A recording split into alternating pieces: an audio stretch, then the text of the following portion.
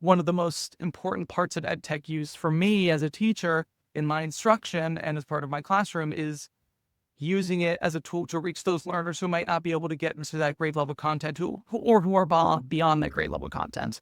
Sometimes in education, we have a tendency to view that kind of tension as something, as a barrier to our work, when I don't really think it is. It is parents expressing their needs, and especially in public school, that's our job, is to address parent needs. So I think it speaks to a larger tension that we feel in education technology, in the technology world as a whole.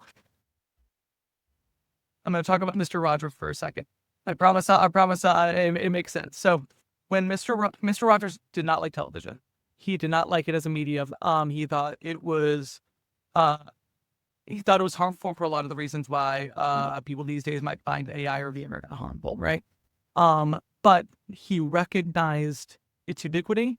He recognized it as a tool, and he recognized it as kind of an inevitable part of what society looked like beyond his generation.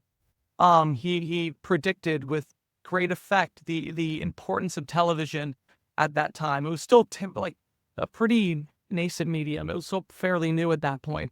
And but he recognized, oh my gosh, all these people have televisions in their homes now.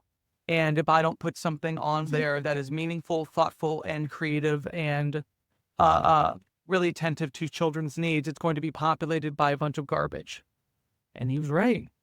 And then he created Mr. Rogers' Neighborhood. Going back to the tension, I think, and this is something I still tackle with, I think artificial intelligence and screen devices can have a strong negative sociological effect.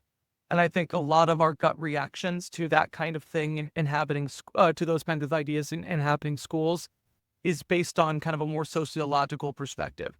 What is AI going to do to human beings cognitively? What is screen time going to do to change the way that we think and the way that we approach problem solving? Do we like what that outcome looks like? And in this moment, a lot of people don't. And I'm not even sure that I do. At the same time,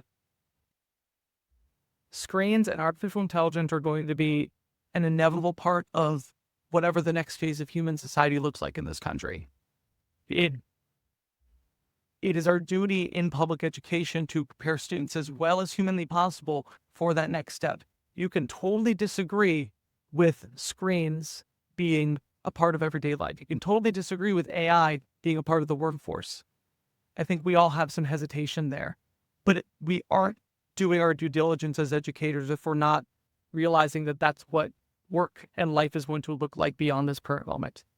And the tension that parents have with simultaneously wanting access to their kid while also not wanting them to be distracted, it's just a microcosm of that larger tension that we feel right now towards technology, even outside of a school context.